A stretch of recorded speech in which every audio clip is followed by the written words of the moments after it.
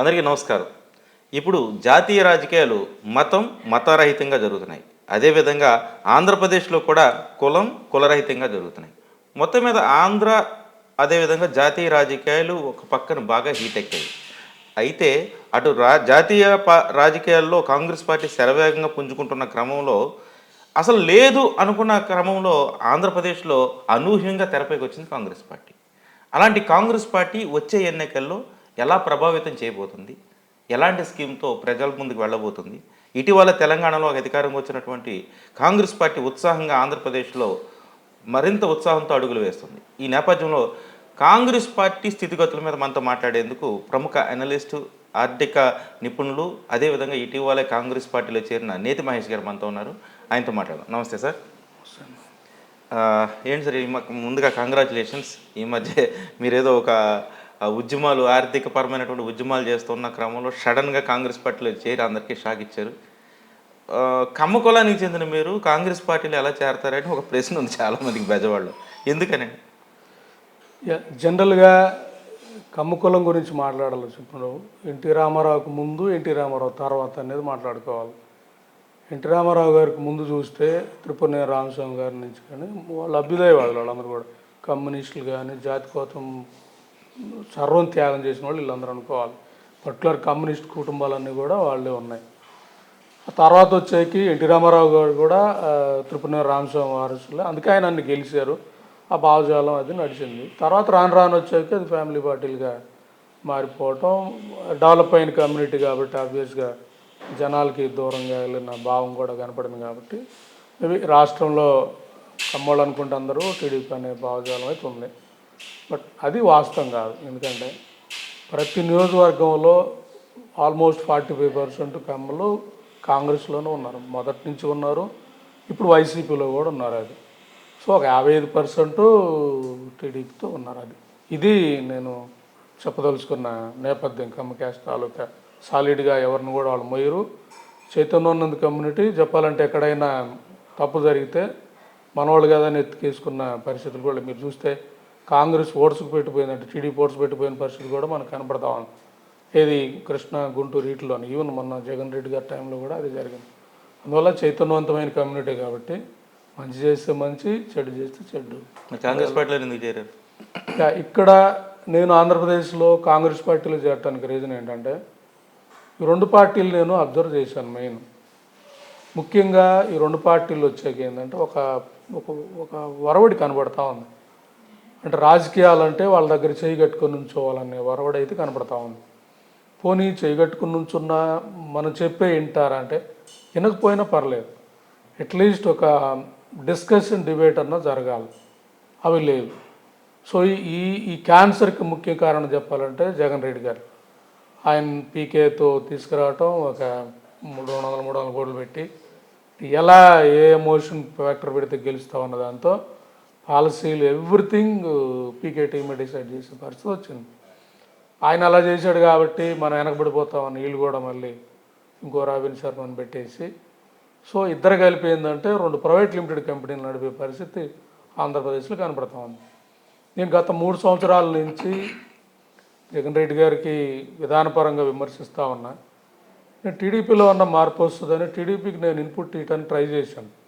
Because alternative ప్రధాన ప్రతిపక్షం ఇదే కాబట్టి, బాబు గారి ట్రాక్ రికార్డు కూడా డెవలప్మెంట్ యాంగిల్లో ఉంది కాబట్టి చాలా ట్రై చేశాను. బట్ ఎందుకన్నా దురదృష్టవశాత్తు మనం ఆ వాతావరణం లేదు అక్కడ. అంటే మనలాంటి మేధావులు కానీ, మేధావులని నేను అన్ను కానీ, మనలాంటి రాష్ట్రం గురించి చెప్పే ఎవరైనా వాళ్ళు కొద్దిగా బడ్డన్గానే ఉంది, భారంగా ఫీల్ అవుతున్నారు. ఇంకా చెప్పాలంటే బోరింగ్గా కూడా ఫీల్ అవుతున్నారు. అంటే వాళ్ళ పార్టీలు అండి, వాళ్ళ ఇష్టం. రాబిన్ శర్మను పెట్టుకుంటారు, పీకేని పెట్టుకుంటారు, ఇంకొకరిని పెట్టుకుంటారు, వాళ్ళ ఇష్టం. ప్రజలు యాక్సెప్ట్ చేస్తున్నారు. నష్టం ఏంటి ప్రజలకి? ఇక్కడ నేను చెప్పాల్సింది కూడా ప్రజలు యాక్సెప్టెన్స్ అంటే పాపం ప్రజలకి ఈరోజు ఏం జరుగుతుందో తెలుస్తుంది బాబు, మరి భవిష్యత్తు తెలియదు వాళ్ళకి. నిజంగా భవిష్యత్తు తెలిస్తే వాళ్ళు కూడా యాక్సెప్ట్ చేయరు. సో ఇప్పుడు ఎగ్జాంపుల్ ఆంధ్రప్రదేశ్ పరిస్థితి చూస్తున్నాం. విభజన వరకు వచ్చేది 1,00,000 కోట్ల అప్పు అయితే ఆయన ఒక 2.5 లక్షల కోట్లు అప్పు చేస్తే ఈయన ఇంచుమించు 7 లక్షల కోట్లు అప్పు చేశాడు.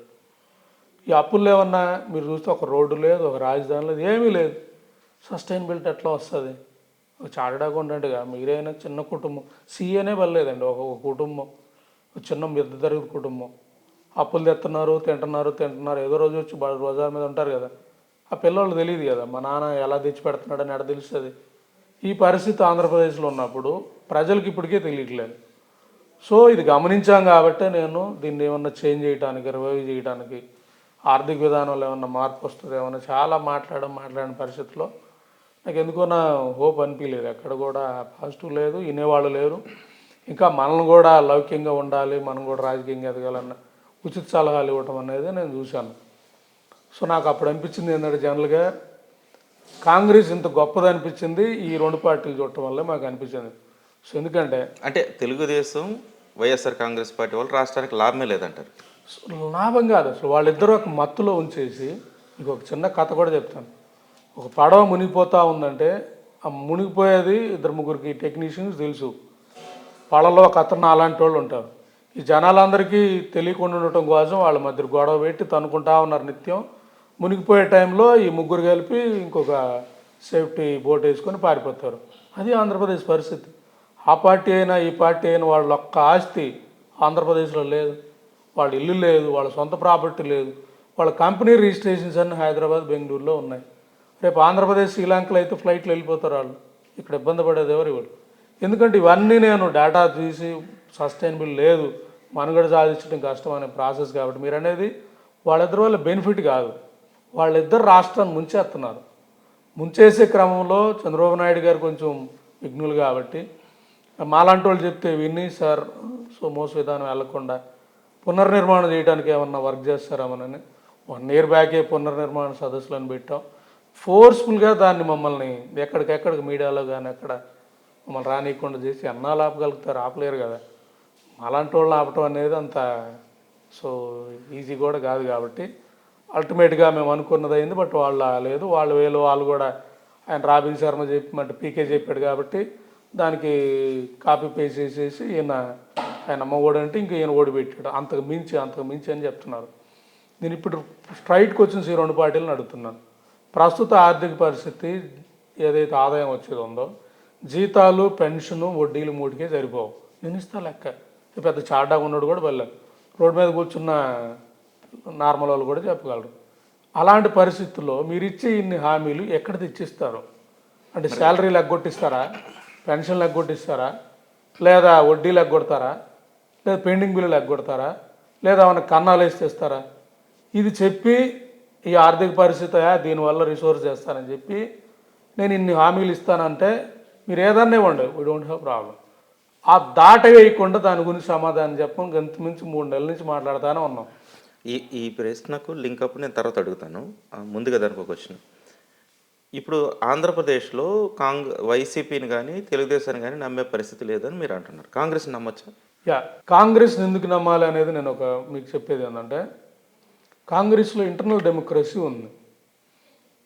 కాంగ్రెస్ సపోజ్ షర్మిల గారు వచ్చిన అంటే ఇప్పుడు అడ్డుగోలుగా పార్లమెంట్ తలుపులు వేసేసి మీడియాకి సిగ్నల్స్ లేకుండా చేసి రాష్ట్ర విభజన చేయడం ఇంటర్నల్ డెమోక్రసీ అంటారు. దాన్ని కూడా చెప్తాను మీకు. విభజన టైంలోనే మీరు చూస్తే ఒక ప్రాసెస్ అయితే 1 year నడిపారు వాళ్ళు. 1 year ప్రాసెస్లో ఈ పార్టీలు యునానిమస్గా అప్రూవ్ చేశాయి. నాకున్న సమాచారం, ఈవెన్ నేను కొంత తెచ్చుకున్న దాన్ని బట్టి కూడా, సోనియా గాంధీ గారు పిసిసి అప్పుడున్న బొత్స సత్యనారాయణ గారిని, కిరణ్ కుమార్ రెడ్డి గారిని ఇద్దరిని పిలిచి చెప్పారు, ఇది అనౌన్స్ చేయకముందే మేము డిసైడ్ అయ్యాం ఆంధ్రప్రదేశ్కి. ఎందుకంటే మా మేనిఫెస్టో 2004లో పెట్టాం, రాజశేఖర రెడ్డి గారు మేనిఫెస్టోలో పెట్టారు. మేము మేనిఫెస్టో ఫుల్ఫిల్ అవ్వాలనేది మా బాధ్యత. ఎందుకంటే ఒక పార్టీ కానీ మీకు ఏం కావాలో ఈ టైంలో అడిగితే అందరు కూడా ఒప్పుకునే పరిస్థితి ఉన్నట్టు. ఆ రోజు వీళ్ళు ఏం చేయాలి, విడిపోతాం అన్నది కన్ఫర్మ్ అయిపోయినప్పుడు మా సంగతి ఏంటన్నది కూర్చోవాలి జనరల్గా. అలా కాకుండా కిరణ్ కుమార్ రెడ్డి గారు ప్లేట్ ఫిరాయించి సామూహిక ఉద్యమం లేవడం, ఆయన లేపంగానే మళ్ళీ చంద్రబాబు నాయుడు గారు 2 కాల సిద్ధాంతం అనడం, మళ్ళీ జగన్ రెడ్డి గారు వచ్చాక అవుట్ రేట్గా సామూహిక ఉద్యమం లేవడం. అంటే ఇప్పుడు మనకేమవుతుందంటే విడిపోతానికి రెడీ అయిపోయే ప్రాసెస్ అంతా జరుగుతుంటే ఆ చర్చకు రానియకుండా, డిబేట్ రానియకుండా చేసింది ఎవరు చేశారు? ఇల్లే కదా. సో చర్చకు వచ్చుంటే ఆ రోజు కానీ చర్చకు వచ్చుంటే హైదరాబాద్ మీకు వెళ్ళిపోయింది, మాకు రాజధాని లేదు, ఈ హైదరాబాద్ రెవెన్యూని 15 ఏళ్ళు శరిసగం పంచుకుందాం, ఈ 15 ఏళ్ళు సంవత్సరానికి మనకి 20,000 కోట్లు వచ్చిన 15 ఇంటూ 20,000 అంతా 3,00,000 కోట్లు ఈజీగా ఒక క్యాపిటల్కి వచ్చేది. హైదరాబాద్ లాంటి 3 రాజధానులు మనకు వచ్చేది, అది జరిగేది. రెండోది ఆ రోజు పోలవరం తాలూకా అది కూడా మొత్తం ఆర్ఆర్ ప్యాక్ అన్నీ కూడా డిస్కషన్ వచ్చేది కదా డిబేట్లో. పోలవరం సెంట్రల్ గవర్నమెంట్ స్కీమ్గా అనౌన్స్ చేశారు కదా. సెంట్రల్ గవర్నమెంట్ స్కీమ్ అయినా ఆర్ఆర్ ప్యాకేజ్ ఎవరు ఇస్తారన్నది ఇంకా క్లారిటీ లేదు కదా. ఆర్ఎండ్ఆర్ కూడా కేంద్రం ఇస్తుందని చెప్పింది సో కదా. ఆ రోజు ఇచ్చిన ఎంత ఎస్టిమేషన్ కూడా చేయలేదు. చర్చ జరుగుంటే ఇంకేమన్నా లోటుపాట్లు ఉన్నా వేసేవాళ్ళు. హోదా కూడా ఆ రోజు లాస్ట్ మినిట్ కన్నా కూడా ముందే వచ్చింటే పార్లమెంట్లో పెట్టించి చట్టం చేసి కుదిరితే అసలు హోదా అనౌన్స్ చేయించేసుకొని 5 కాదు 10 ఏళ్ళు అంటే ఇచ్చేవాళ్ళు ఆ రోజు. ఎందుకంటే వాళ్ళకి అవసరం విడిపోవాలని, మనకి విడిపోవాలని లేదు. మన తాపిగా కూర్చొని రాజకీయం చేయాల్సిన ఆంధ్రప్రదేశ్ నాయకత్వం, ఇక్కడున్న విధానం, పౌర సమాజం వీళ్ళందరూ కూడా ఒక ఎమోషనల్ సమైక్యాంధ్ర ఉద్యమం అంటే వెళ్ళిపోయి లాస్ట్ మినిట్ వరకు వెళ్ళిపోయిన ప్రాసెస్లో ఆ రోజు అది జరిగింది. ఫైనల్గా రాష్ట్ర విభజన ఆంధ్ర ప్రాంతానికి మంచిదా చెడ్డదా? ఇప్పుడు నేను మిమ్మల్ని అడుగుతాను, రాష్ట్ర విభజన చేయలేదు అనుకోండి. కాంగ్రెస్ పార్టీ రాష్ట్ర విభజన చేయలేదు. 2009లో లేదా 14లో కాంగ్రెస్ పార్టీ వెళ్ళిపోయింది. సో బీజేపీ వచ్చైనా చేస్తుంది కదా. సో ఇప్పుడు నేనేమంటానంటే రాష్ట్ర విభజన చేయటం మంచిదా చెడ్డదా అని మీరు చెప్పండి. ఎందుకంటే జయాంధ్ర ఉద్యమం అప్పుడు కానీ రాష్ట్ర విభజన జరిగి ఉంటే ఈ పార్టీకి విజయవాడ డెవలప్ అయ్యేదా లేదా? ఇప్పటికీ రాష్ట్ర విభజన జరగకూడదు, సమైక్యాంధ్రం ఉన్నట్టు ఏం ఎక్స్పెక్ట్ చేస్తారు మీరు? అంటే మీ అందరూ హైదరాబాద్లో ఆస్తులు ఉన్నాయి కాబట్టి, మా అందరికి హైదరాబాద్ ఇష్టం కాబట్టి హైదరాబాద్లో పెడితే నాకేమొస్తుంది? నేను విజయవాడలో ఉంటే ఏమొస్తుంది? నాకు వైజాగ్ ఏమొస్తుంది? నాకు కర్నూలు ఏమొస్తుంది? నాకు ఏమీ రావు కదా. అంటే ఆంధ్రప్రదేశ్ ఎప్పుడైనా వాళ్ళకి ఇష్టం లేనప్పుడు విడిపోవాలన్న ప్రాసెస్ వచ్చినప్పుడు విడిపోవడమే బెటర్ అనేది నా అలాంటి వాళ్ళ అభిప్రాయం. అది ఇప్పుడు కాదు, జయాంధ్ర ఉద్యమం అప్పుడు విడిపోయింటే ఈ పార్టీకి ఇవన్నీ జరిగాయి. ఆ రోజు మాట్లాడిన మేధావులందరినీ కూడా ద్రోహులు అన్న పరిస్థితి ఇక్కడ చూపుతూ మన వసంత్ కుమార్ గారు మీటింగ్ పెడితే ఆయన కూడా తిట్టిన పరిస్థితి. అంటే ఆంధ్రప్రదేశ్ అంటే ఇష్టమని. సో ఇప్పుడు నేను అడిగేది, ఆంధ్రప్రదేశ్ విడిపోవడమే ఉత్తమం కదా. అట్లీస్ట్ విడిపోతే డెవలప్ అవుతుంది, క్యాపిటల్ డెవలప్ అవుతుంది, మనం ఉంటాం, ఈ గొడవ లేకుండా పోయే పరిస్థితి ఉంటుంది కాబట్టి. సరే ఇప్పుడు విడిపోయిందండి, 10 ఏళ్ళు అవుతుంది. ఈ 10 ఏళ్లలో జరగాల్సింది జరిగిందా? అది నేను చెప్పి జనరల్గా విభజన టైంలో ప్రాపర్గా ఎగ్జిక్యూట్ చేయలేదు ఆ రోజు. అంటే మనకేం కావాలనే దాని మీద కన్నా కూడా ఎమోషనల్గా రాజకీయం చేశారు. విభజన జరిగిన తర్వాత కూడా మళ్ళీ మొదట్లో ఒక 4 ఇయర్స్ చంద్రబాబు నాయుడు ఆయన ఒక పరంపర వచ్చాడు. ఆయన మళ్ళీ రాజధాని అన్న అంశం లేదా పోలవరం రెండింటి మధ్య తిట్టుకుంటూ వెళ్ళిపోయాడు ఆయన. అదొక యాంగిల్ ఉండొచ్చు కానీ బట్ సమగ్రంగా వెళ్ళిపోవడం వల్ల నెగిటివ్ అయింది. లాస్ట్ మినిట్లో నెగిటివ్ అయింది కాబట్టి మళ్ళీ ఈ పసుపు కుంకుమ లాంటి పథకాలు మళ్ళీ రాజకీయం అంటే మొదలుపెట్టాడు. దాని పరంపర ఈయన కంటిన్యూ చేసేసాడు. ఒక ఆర్థిక విధానం ఒక రాష్ట్రానికి ఎలా ఉండాలంటే లోడ్ బడ్జెట్ ఉన్న స్టేట్ కాబట్టి ఇన్ఫ్రాస్ట్రక్చర్ క్రియేట్ చేసి చాలా జాగ్రత్త చేయాలి. అవి ఏవి చేయలేదు వీళ్ళిద్దరూ. చేయకపోగా మొత్తం రాష్ట్రం మీద ఇంచుమించు 12 లక్షల కోట్ల నెత్తి మీద పెట్టేశారు. నేను ఇందాక క్వశ్చన్ అడుగుతాను కదా, తర్వాత అడుగుతాను.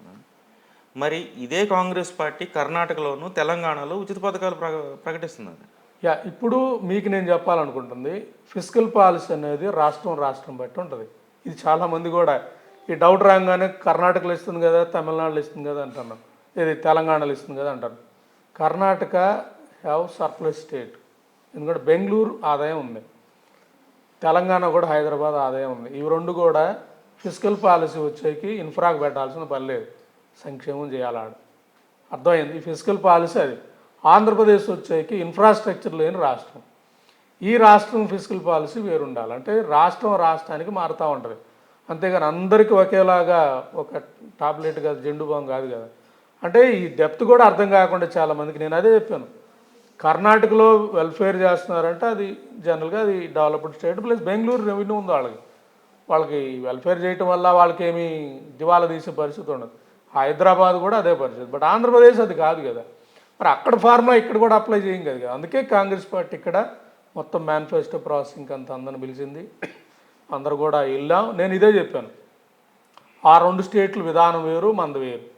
అక్కడ ఇచ్చిన ఉచితాలు గ్యారెంటీలు కన్నా ఇక్కడ మనం ఆర్థిక విధానం చూడండి అని అవకాశం వచ్చింది. అదే అవకాశం వేరే పార్టీలు ఇవ్వలేదు కదా. నేను వై కాంగ్రెస్ చేరాను, వై కాంగ్రెస్ ఇష్టం అంటే ఇందుకే. అట్లీస్ట్ మమ్మల్ని అందరిని పిలిచి మా దగ్గర డాక్యుమెంట్లు తీసుకొని, పల్లంరాజు గారు లాంటి ఎక్స్ మినిస్టర్ ఆయన ఓపికగా కూర్చొని చదివి మేము ఇచ్చినవి అన్నీ కూడా మొత్తం డిస్కస్ చేసి ఒక మేనిఫెస్టో ప్రిపేర్ అవుతున్నాయి అంటే అట్లీస్ట్ ఒక చర్చ అన్న జరుగుతూ ఉంది కదా ఆంధ్రప్రదేశ్లో. మరి మిగతా పార్టీలు అవి జరిగాయి? అవి ఏం జరగలేదు కదా. ఇప్పుడు ఒక రాజధాని లేకపోవడం వల్ల ఆంధ్రప్రదేశ్కి ఎలాంటి ఆర్థికపరమైనటువంటి నష్టం జరిగింది? సో ఇప్పుడు మనం ఎప్పుడైనా చూడాల్సింది వలసలు అనేది జరుగుతూ ఉంటాయి. ఇప్పుడు ఇప్పుడు ఇప్పుడు తెలంగాణలో ఉంది, ఆదిలాబాద్ నుంచి వలస వస్తారు. ఎక్కడికి వస్తారు? రాజధానికి వస్తారు, వాళ్ళ రాజధాని. అలాగే మహబూబ్ నగర్ నుంచి వస్తారు, ఇది బతుకు తెరుగు. లేదా ఉద్యోగం కోసం వస్తారు, ఉపాధి వస్తుంది. వీటన్నిటికి వచ్చేకి ఆ రాష్ట్ర ఆదాయం అక్కడే ఉండిపోతుంది. బట్ మన సమస్య ఇక్కడ డిగ్రీ పాస్ అయ్యాడు, డిగ్రీ పాస్ అయినప్పుడు రాజధాని లేకపోతే ఎక్కడికి వెళ్తాడు? హైదరాబాద్ వెళ్ళిపోతాడు. వెళ్ళిపోయిన అతను బ్యాక్ రాడు కదా. ఇప్పుడు ఒక ఎగ్జాంపుల్, నెలకి 50,000 సంపాదించిన అతను జీవితాంతం మొత్తం హైదరాబాద్లో ఉంటే కోటిన్నర సంపాదిస్తాడు అతను. ఇంకా అతను హైదరాబాద్ రాడు, ఆంధ్ర రాడు. ఇలా తరాలు ఆంధ్రప్రదేశ్ వెళ్ళిపోతే ఇక్కడ ఉన్న వాళ్ళంతా 50+ ఉన్నారు. వీళ్ళంతా మన జాతి అస్తిత్వం పోతా ఉంది. మీకు అర్థం అవ్వట్లేదు. అక్కడి నుంచి వచ్చిన పిల్లలందరూ కూడా చౌరస్తా అంటా ఉన్నారు, అరే చెల్లు అంటా ఉన్నారు. సో వాళ్ళ లాంగ్వేజ్ తెలంగాణ లాంగ్వేజ్ వస్తూ ఉంది. నేను చూసామన్న మా ఊరు వెళ్తే, ఇది సంక్రాంతికి వచ్చిన ఆ పిల్లలందరూ తెలంగాణ అని మాట్లాడదాం, బాధ అనిపిస్తూ ఉంది. మన భాష మాట్లాడాలనిపిస్తుంది కదా. అరే మా ప్రకాశం, మా కందుకూరు, మా లాంగ్వేజ్ మాకు ఉంటుంది కదా. సో మా లాంగ్వేజ్ మారుతుంది, మా జాతీయ అస్తిత్వం పోతుంది అనేది బాధ ఉంటుందా లేదా? ఇప్పుడు నేను అనేది ఆంధ్రప్రదేశ్కి ఒక రాజధాని అంటూ ఉందనుకోండి, ప్రకాశం జిల్లా వాళ్ళు, నెల్లూరు వాళ్ళు, చిత్తూరు వాళ్ళు, అనంతపురం వాళ్ళు ఏదో ఒక మన రాజధాని మన విజయవాడ వచ్చేస్తారు. సో ఇక్కడే ఉంటుంది, మన యువత ఇక్కడికే అవకాశాలు వచ్చే పరిస్థితి ఉంటుంది. ఆ వచ్చే ఇన్కమ్ని ఇక్కడే ఖర్చు పెడతారు, ఇక్కడే ఆలైడ్ ఇండస్ట్రీస్ అన్నీ వస్తాయి, మళ్ళీ ట్యాక్సెస్ పెరుగుతాయి. మానవ వనరులు అదే కదా. మానవ వనరులు ఎక్స్పోర్ట్ జరగటం అనేది మంచిది కాదు కదా. మన రాష్ట్రానికి దౌర్భాగ్యం అదే. అలాంటిది ఒక రాజధాని ఉండాలి. ఆ రాజధాని దౌర్భాగ్యానికి కారకులు ఎవరు? ఆ దౌర్భాగ్యానికి కారకులు చెప్పాలనుకుంటే జనరల్గా అయితే ప్రీవియస్ గవర్నమెంట్ మనం అనలేం. కానీ ఈ గవర్నమెంట్ వచ్చాక ఏంటంటే ఈయనకి అసలు ఒక విజన్ లేకుండా ఒక రాజధాని కాదు 3 రాజధానులు అన్నాడు. అంటే ఆయనకు అసలు ఏ రాజధాని కాన్సెప్ట్ లేదు. ఇప్పుడు గెలిచాం, జనరల్గా ఎవరన్నా ఇప్పుడు గెలిచాం, మంచి పని చేసి మళ్ళీ గెలుద్దాం అనుకోవాలి. ఇప్పుడు గెలిచామంటే ఆయన గెలిచిన ఆయన భాషలో యుద్ధం చేసి గెలిచామని. ఇది పీకే ద్వారా యుద్ధం చేసి గెలిచాం, ఆయన రెడీ అన్నాడు కదా. పీకే ద్వారా యుద్ధం చేసి గెలిచాం. గెలిచిన తర్వాత సో తెలుసు కదా, యుద్ధం చేసి గెలిచిన తర్వాత ఏం చేస్తాం? రాచరికంలో ఓడిపోయిన రాజుని చంపేయాలి. సో అరాచకం చేసేస్తే అయిపోతుంది, మళ్ళీ గెలవడానికి అవకాశం. ఇప్పుడు రాచరిక వ్యవస్థ ఉంది. రాచరిక వ్యవస్థ 2019 గెలిచిన తర్వాత పరంపర మొత్తం వ్యవస్థలన్నింటినీ సరెండర్ చేసేటట్టు ప్రజాస్వామ్యం వల్లేదు. ఓన్లీ సో రాచరిక పోకళ్ళు ఉండాలి. కాబట్టి అందుకే ఇట్లా ఏలు పెట్టి చూపిస్తూ ఉన్నాడు సిద్ధం అని. సిద్ధం, యుద్ధానికి నేను సిద్ధం అన్నాడు. అంటే యుద్ధానికి నేను సిద్ధం అన్నాడు అంటే ఇది రాచరికమే. టీడీపీ వాళ్ళు, జనసేన కూడా మేము కూడా సిద్ధం అంటే వీళ్ళు కూడా రాచరికాన్ని అలవాటు పడి, ఆయన రాచరికంలో ఉన్నాడు కాబట్టి ఎస్ ఆయన ఒక రాజు, మనం ఒక రాజు, మన ఇద్దరు సామంత రాజులు కొట్టుకుంటే అల్టిమేట్గా ఆ రాజు గెలిస్తే ఆ రాజు, ఈ రాజు గెలిస్తే ఈ రాజు అనేది ఉంది. బట్ మనకు కావాల్సింది సామంత రాజులు కాదు కదా. మనకు కావాల్సింది ప్రజాస్వామ్యం. ప్రజాస్వామ్యబద్ధంగా ఇక్కడ పరిపాలన జరగాలంటే ప్రజాస్వామ్యంతో ఎన్నికలు జరగాలి. ఈ ప్రాసెస్ ఉండాలి ఆంధ్రప్రదేశ్లో. అసలు 2014 తర్వాత తునాతునకలైనటువంటి కాంగ్రెస్ పార్టీ ఆంధ్రప్రదేశ్లో మళ్ళీ పునరుజ్జీవం ఉంటుంది అంటారు? అసలు అవకాశం ఉందా? నేను అనేది అది. ఇప్పుడు కాంగ్రెస్ పార్టీలో పాజిటివ్స్ ఉన్నాయి, నెగిటివ్లు ఉన్నాయి. అక్కడ too much of internal democracy వల్ల డెసిషన్ లేట్ అయితే డెసిషన్ కూడా మీరు చూశారు. తెలంగాణ అనౌన్స్ చేశారు, మళ్ళీ ఇంకో విక్క సమైక్యాంధ్ర అంటే వెళ్ళారు. అంటే కాంగ్రెస్ పార్టీ కూడా ఎక్కువ స్వతంత్రం వల్ల జరిగిన వాటికంటే ఇది ఇంకా దారుణం కదా. అసలు మాట్లాడకపోవడమే దారుణం కదా. అంటే అతిగా మాట్లాడితే వచ్చే ప్రమాదం కన్నా అసలు మాట్లాడకపోవడం ఎక్కువ ప్రమాదం కదా. అది రాష్ట్రంలో ప్రతి ఒక్కరికి అర్థమైపోయింది. నాకు తెలిసి ఆ 2 పార్టీల్లో ఉన్న నాయకులు కూడా మీరు వెళ్ళి వాళ్ళు కానీ ఇంటర్వ్యూ చేస్తే, అంటే ఆఫ్ ది రికార్డు కానీ ఇంటర్వ్యూ చేస్తే వాళ్ళు కూడా కాంగ్రెస్ పార్టీని ఇష్టపడతారు. ఎందుకంటే అట్లీస్ట్ డిస్కషన్, డిబేట్ అన్న జరుగుతూ ఉందనేది. ఆ వ్యాక్యూమ్ ఎప్పుడైతే వచ్చిందో స్పేస్ అంతా రావడానికి అవకాశం. వ్యాక్యూమ్ ఉంది, ఓకే అండి. కానీ ఆ వ్యాక్యూమ్లోకి ఇది అడ్జస్ట్ అవుతుందా? కాంగ్రెస్ పార్టీ ఎదుగుతుందా? సో ఎప్పుడైతే వ్యాక్యూమ్ వచ్చిందో ఆల్మోస్ట్ మిడిల్ నాయకత్వం కానీ కింద లేయర్ వాళ్ళు కానీ వీళ్ళందరూ కూడా ఏంటంటే వాళ్ళకి అర్థమవుతూ ఉంది ఏం జరుగుతూ ఉందని అర్థమవుతూ ఉంది. మంచి టీం కూడా వచ్చింది. ఇప్పుడు మాణిక్ ఠాగూర్ లాంటి వాళ్ళు కానీ వీళ్ళంతా నిర్మాణం మీద కానీ ఎక్కడ ఫోకస్ చేయాలి, షర్మిల గారు వచ్చారు, వీళ్ళందరూ వచ్చారు. కాబట్టి నా లెక్క ఆంధ్రప్రదేశ్ వచ్చాక కాంగ్రెస్ ఆంధ్రప్రదేశ్కి సో బతికించగలుగుదన్న ఇంపాక్ట్ ప్రజలకి నేను చూస్తున్నా. జనరల్ కాకపోతే మనం ఇంకా వాళ్ళకి భరోసా టీం కానీ సెట్ అయితే మీరు చూస్తారు. ఇదే మనం 2వ సారి చేసే ఇంటర్వ్యూలో కాంగ్రెస్ ఎంత అనూహ్యంగా పుంజుకోవడానికి కారణం. నేను ఒక ఫ్యూచర్ని ఎస్టిమేట్ చేసే ఒక అనలిస్ట్గా అనుకోండి ఏదైనా. సో నేనే కాంగ్రెస్ పార్టీలో చేరానంటే ఎస్టిమేషన్ లేకుండా అయితే చేరం కదా, భవిష్యత్తు మీద ఎస్టిమేషన్ ఒక భరోసా లేకపోతే అయితే చేరం కదా. సో నేను చేరానంటేనే ఆ పార్టీ పాజిటివ్గా ఉంది, పాజిటివ్గా వెళ్తుంది అనేది మనకి నిదర్శనం అనేది నా అభిప్రాయం.